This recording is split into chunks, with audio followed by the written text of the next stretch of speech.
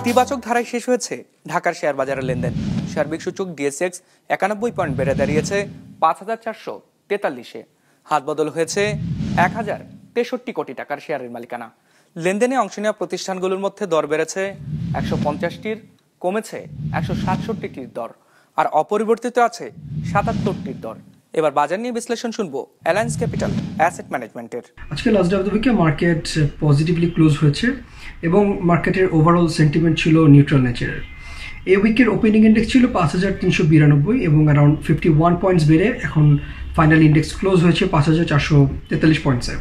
পাশাপাশি মার্কেটের weekly average turnover ছিল প্রায় ৮০০ কোটি টাকার মতো।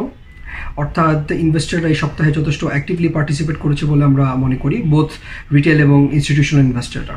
পার্সেন্টেজের দিক থেকে আজকে প্রায় 38% কোম্পানির প্রাইস বেড়েছে, কমেছে 42%-এর এবং অপরিবর্তিত ছিল মাত্র 20% কোম্পানির প্রাইস।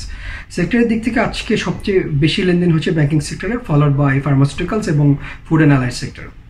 ফাইনালি আজকে ইন্ডেক্সে সবচেয়ে বেশি পজিটিভলি কন্ট্রিবিউট করেছে ব্রিটিশ আমেরিকান টোবাকো এবং সবচেয়ে বেশি নেগেটিভলি কন্ট্রিবিউট করেছে মিডল্যান্ড ব্যাংক।